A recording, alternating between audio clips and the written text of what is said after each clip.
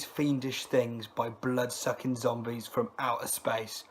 Oh my fucking god. Right, I'm going to try and get through this without going absolutely mental, and I'll try and get my point across as best I can. But I've listened to a really, really good album this morning, and I'm really happy that I've heard it. I've got my camera tilted at a really funny angle. I haven't got like a tripod or anything professional. I'm doing this on my phone, so my camera is up against my laptop screen, which is at like this angle. So if I'm going like that, I'm just trying to read my notes that I left earlier. So if I look really weird, I do apologise for that. It's weirder than I normally do anyway. So yeah, the much awaited new album from Bloodsucking Zombies from Outer Space. Expectations were pretty high because we're all big fans of the zombies. Starts off with a prelude, a nice piano intro with the sound of rain beating down on a window with a lightning bolt in the background. There's this father-daughter dynamic. And then the father's saying, you know, go to bed to the little girl, and she's saying, no, the ghosts and the monsters, that's scary. All these fiendish things are going to get me. It's really refreshing. It's really different. It's one of my favourite intros I've heard in a while, and that's because it's really different to the usual just bog standard creepy intro or the bog standard horror movie foliage quote from a horror film. It kind of stands out from those. Again, if I'm pulling funny faces, I know in the previous videos I wasn't very well. I'm actually feeling worse now, even though it's months later. So if I look like I'm going to be sick or regurgitate or puke, nothing against the band, it's me. I feel like ill. So apologies. So anyway, first proper track on the album is This Ain't No Halloween Costume.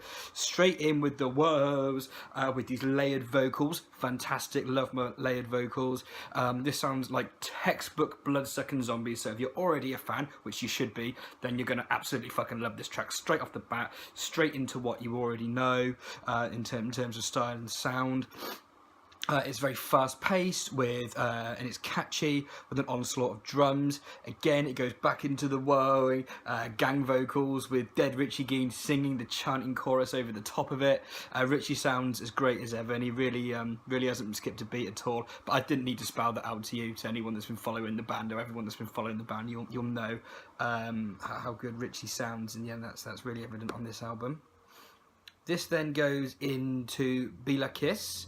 Now, it's one of the best songs that's actually come out in ages. We're all really big fans of Be La Kiss. You'll have seen us sharing the music video on the Undead 13 page and across our channels and groups and things like that. We share it quite a lot. Use little quotes from the songs and things just because we really dig it. It's really cool.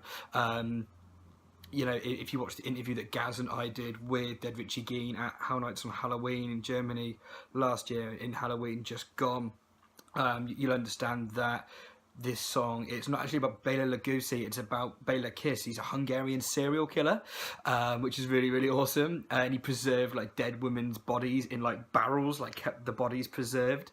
What an awesome story. It's a fascinating story in this song.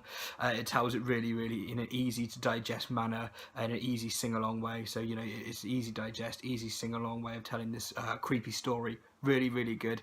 You know, Be La Kiss, Kiss. The chorus is one of the catchiest things I've heard in forever. I honestly can't get enough of this track.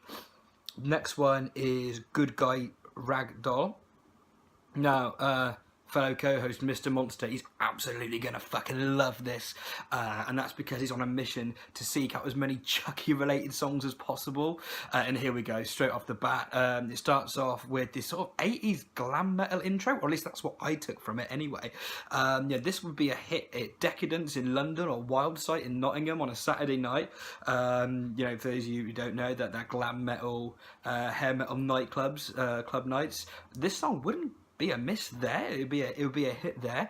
You know, perhaps there's an element of 80s Alice Cooper creeping in here. That's always a good thing. You know, definitely wasn't what I was expecting, but I'm pleasantly surprised.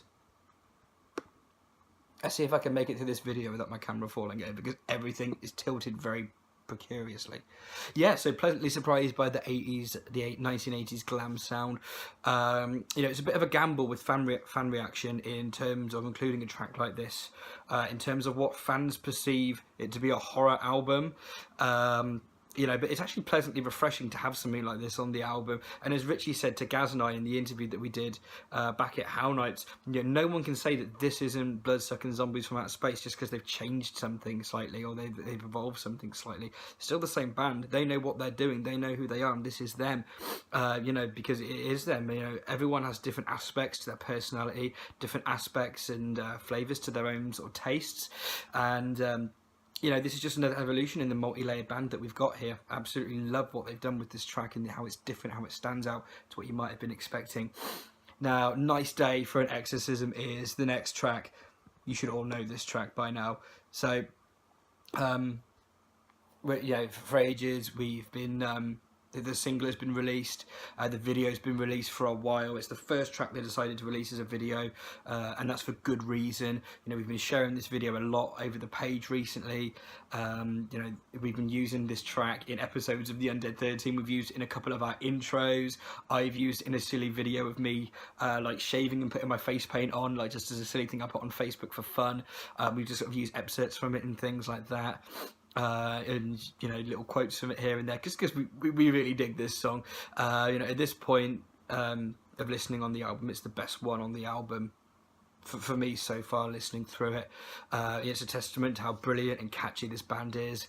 I'm sure if you're watching this video you'll already be familiar with the song, so I'm not going to sort of hold your hand and patronise you the way through the song, because most of you should know this song already. If not, why don't you know it already? Go on YouTube and find it. I'll leave the video in the comments, because it is definitely worth checking out now, like right now. In fact, pause this video now and then go and play it. I should have said go and play it and then say now, so you didn't know why you're pausing the video. I'm not going to edit that out, but just whenever you finish this video, play Nice Day for an Exorcism by Bloodsucking Zombies from Outer Space, because I really want you to hear it if you haven't already heard it. But if you're watching this video, you've probably already heard the song. It's got pounding drums, wild roaming guitar riffs with occult lyrics. It's a far cry from the Horrorbilly sound that a lot of people are expecting, but it's not different enough to alienate the original fan base, which is great. You know, it's a natural progression and a natural evolution at its finest here in terms of music. This then moves on lovely to Janet Leigh, straight back into the usual type of song you'd expect from a Bloodsucking Zombies album. For me, personally, it was highly reminiscent of Linda Blair in terms of the meter and the pattern to some of it, but at the same time it's a very different song. You know, it tells a story of, you know, Psycho. I'm sure you've all seen the movie Psycho, and the character Norman Bates, which we all know and love. Got this interesting instrumental breakdown there in the middle, followed by a scream, which I assume is meant to be the shower stabbing scream, you know, scene in Psycho, which I'm sure again you'll all be familiar with, so I won't patronise you and hold your hand and talk you through that bit. But you know, the shower stabbing scene, the scream after this weird little breakdown bit. You know, the song even mentioned Norman's Oedipus complex, which is a really nice touch as well, because I've heard people talk about that before, and the mental condition of Norman Bates in relation to the situation that's going on. That was a nice little touch, the Oedipus complex there being mentioned. What a nice, interesting little spin on it. Night Flyer was the next track. Again, it's a homage to the 1997 movie. So again, we've got songs about horror movies. It's Bloodsucking Zombies from Outer Space. What the fuck did you expect? Of course, it's songs about horror movies. Night Flyer. So it's about the 1997 movie, which you haven't seen. You must watch it today. After you've played Nice Day for an Exorcism, stick that movie on, Night Flyer. You won't be disappointed. As far as I'm aware, it's Stephen King, but I might be wrong. Anyway, the song itself, it's... yeah, was that a synth keyboard intro I heard there with woes? If so, that was awesome. All the complimentary things and all the fiendish things that we've said about this album previously is present here on this track, which is great. It's keeping in the same vein as the rest of the album. And he says a line in there, just a line, "Bat straight out of hell." It's one of the lyrics from the song. But I instantly realised what a wonderful Meatloaf track this would make. If it was sung by Meatloaf, this would really, really work. Yeah, I don't think that was intentional by the band. I just think it was a nice quirk of the song that it would make a nice Meatloaf track. But I absolutely love Meatloaf, so I very much mean that as a compliment. Sleepaway Camp was the next track. Again, it's another movie homage, and it opens up with some movie foliage. It's refreshing to see people singing about Sleepaway Camp rather than Friday the 13th again. Not that there's anything wrong with singing about Jason Voorhees, because he's pretty much the coolest fictional character of all time. Again, it's kind of got this slight 80s glam metal vibe to it. It's not evident, but if you listen, you can kind of get it from it there. Again, not a bad thing at all. I love my 80s glam. Huge Kiss fan, huge Ice Cooper fan. Love all of that, so absolutely. And man, what a guitar riff in Sleepaway Camp. There's a real cool, catchy little guitar lick in there. When you hear it, you'll know what I mean. Next track was Rebel Heart, which is a bit of a softer song. It's quite atmospheric. It mentions Dr. Phibes, amongst other horror characters as well, other fictional characters from movies. It's no relation to the Madonna song by the same name. That was the first thing I thought when I saw it. It's not a Madonna cover, as far as I'm aware, unless they've completely reworked it. But Bloodsucking Zombies are pretty good at reworking songs, but it's not. It's a different song. Oh, there we go again. Oh. Anyway, very horror-based lyrics, and that's really given me my dose of spooky that I'm craving on every album that I hear. Whenever I hear a horror punk album, or any album for that matter, I'm always craving something spooky, some cliche horror lyrics, and I got my dose of it here on this track. Absolutely awesome. Next track, Rock and Roll Vampires. Okay, so it opens with some movie foliage. I didn't know what movie it was from. It sounded familiar. I don't know what movie it was from off the top of my head, so I won't pretend like I know what it was from. But the song itself, it's got these, again, bounding guitars. Imagine, like, in a song form, like the movie Lost Boys meets Near Dark. Amalgamate those two together in song form. You know, you've got this track in terms of lyrical content. I really, really fucking hope they do a music video for this. So, you know, Richie, if you're watching, or any of the guys from the band, if you're watching, please do a music video for this track. It would rock. You know, it would really blow our tits off if you did like a vampiric video for this. I would really be up for that. What a cool song. It's just right up my street, down to a T. I can't wait to post like cliche, like a selfie of myself on Facebook, and I've copy and pasted the song lyrics from this as the caption for the selfie. I'm a nightmare for doing that. I know I'm really cliche. You know, song lyrics as my selfie captions. I know it's lame, but I can't stop doing it. I'm stuck in my ways. So help me. And I'm going to be, you know, copying and pasting the lyrics from this and my selfies and stuff, just because it's got really cool lyrical content. Who doesn't want to be a vampire, you know? It really resonates with me lyrically. What's not to love about Rock and Roll Vampires on the Prowl? Awesome. Then we move nicely on to Don't Answer the Phone. It's another movie homage. Great. I absolutely love my movie homage horror punk songs. They're quite possibly my favourite, I'm not going to lie. I've not seen Don't Answer the Phone, the movie. Okay, so I didn't have a vested interest in this song already because I didn't know. I knew it was a movie. I've been in the room whilst it was on, or at least I've had people talking about it, but I've never sat down and watched it, so I didn't have a vested interest in the story that this song was portraying. But, you know, it did a really good job of painting the picture of what this movie and what this story entails. Yeah, good song all around again. For me, perhaps it was the weakest song on the album, perhaps, but that's probably just because I didn't know what it was about, because I have not seen the film. Hallucinations, not hallucinations, hallucinations, with like as in hell. Hallucinations is the penultimate track, and there's a real element of former Bloodsucking Zombies from Outer Space Horrorbilly albums in this song. You know the Horrorbilly psychobilly sound that they're known for in the past. There's a real element of that here, but with really heavy overtones. And again, there's this weird spoken part in the middle, which I absolutely loved, and I was really getting Black Widow by Alice Cooper vibes. What's not to love about that? That's one of the coolest songs of all time. You know, the bit that I think Vincent Price does the spoken word bit at the beginning, and it's reminiscent of that bit there. You know, so it's got that creepy Black Widow-esque spoken word bit, which goes straight into this really heavy metal blasting drums with this epic guitar riff.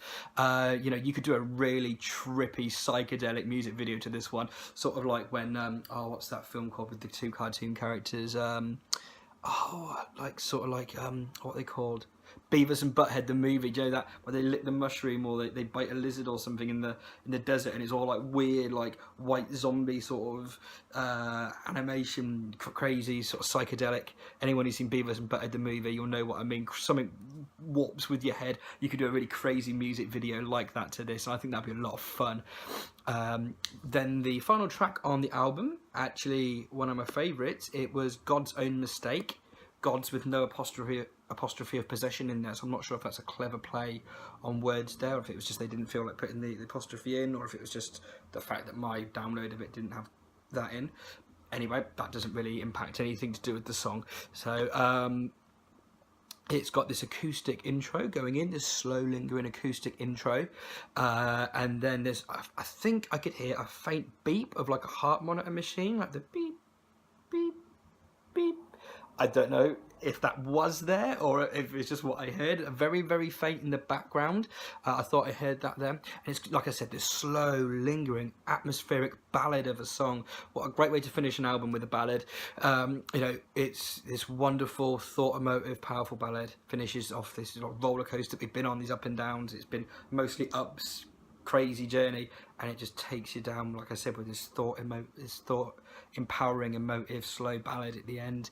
I won't spoil the song, but please, you know, listen to this song and inwardly digest the song when you're listening to it, because there's so much to take from this track, you know, on a personal level. I mentioned earlier about how this band have shown that they've, you know, that they're multi-layered and that they're evolving, and, you know, fuck me sideways, does that stand true here? Jesus wept. And, you know, it's so different to what you would expect from Bloodsucking. You know, if I said Bloodsucking Zombies from outer space, this is the last thing you'd expect, but actually it might be the best thing you'd expect. It's really, really cool. It's really, again, different but refreshing, and that is a theme throughout the whole album. Different but refreshing. Like I said, it doesn't alienate the original audience because it's not that different from what they've already done, but it's different enough to have a cool twist to it. And Jesus wept, that guitar solo in this song. Wow, yes, awesome. You know, so I just really wanted to, you know, say about the album in general. You know, last year, or at least over the last couple of years, you know, Crimson Ghost have brought out Yet Not Human. The Other have brought out Casket Case. Shadow Windhawk had his album. There have been a few standout, really good horror punk albums. Oh, apologies. But I think for me personally, this one may well be my favourite out of all of them. I might just be saying that because I'm just playing it right now when it's the most recent one I've been listening to. It could well be because of I'm listening to this album more now. You know, I keep flitting and changing between which album is my favourite. You say, is it The Other? Is it Crimson Ghost? Is it Shadow Windhawk? Blah, blah, blah, blah, blah. There's about 5 or 6 different ones people keep throwing, and we keep changing which one I think is my favourite all the time. I think this one could well be the best, the cream of the crop out of the lot. Again, might be because I'm just listening to it now, but damn, I'm not going to be turning this album off for days. I'm going to be driving Sophie absolutely mental with this because I'm just going to have it on all week. Yeah, it's definitely the top of my list at the moment. I previously rated the new album by 5% Freak Show so highly, and I've showered them in praise recently. But that album, it was only let down by the fact that there wasn't enough of it. It was quite short. Now, whereas this album is brilliant in length. It's the perfect length, because it's not so long that it insists on itself and it starts becoming a bit of a chore and boring, and it's not so short that it's like, well, what was that? It's just, you get your fill and it leaves you craving more afterwards, which is just what I like from an album. Just the right length there. Yeah, so how am I going to wrap this up? Just checking my notes again, because terrible. I can't remember sequences. It took me years to remember my timetable, so how I'm meant to remember my notes, I don't know. So that's why it's written right in front of me, which is why I'm at a funny angle, because I'm trying to read my screen. So yeah, I'm just really, really happy to own this album. I genuinely cannot wait for you guys to hear this, and I really fucking mean that. I am legitimately excited for you to hear this album. Absolutely. It's going to be a staple on all your playlists. I'm sure you've all got, you know, that half a dozen to a dozen horror punk bands that are on your playlist that you listen to all the time.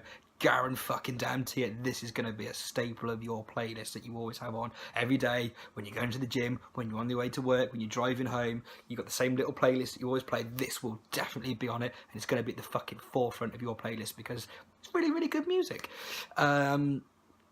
you know, the band have had lineup changes as far as I'm aware since the last album.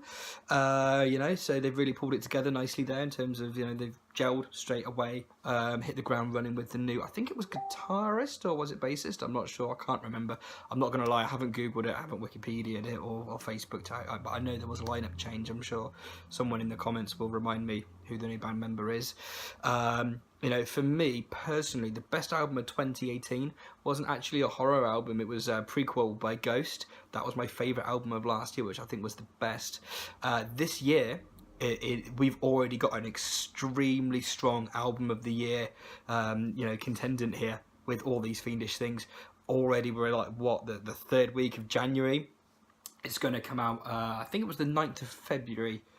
Dead Richie Gein said in the interview that we did with him in Hell Nights. I think he said 9th of Feb, but I've not watched it back since like weeks ago, so I might have remembered it wrong. But I think 9th of February this album comes out, as far as I'm aware. Apologies if I've got that wrong again. I like to check my facts first, and I didn't do that, so I'm really sorry. That's unprofessional, but yeah, can't wait for you guys to hear this, because it's already going to be album of the year. When you get it on the 9th of Feb, this year has now got to contend with this album, like already, like set the standards so high, which is fantastic.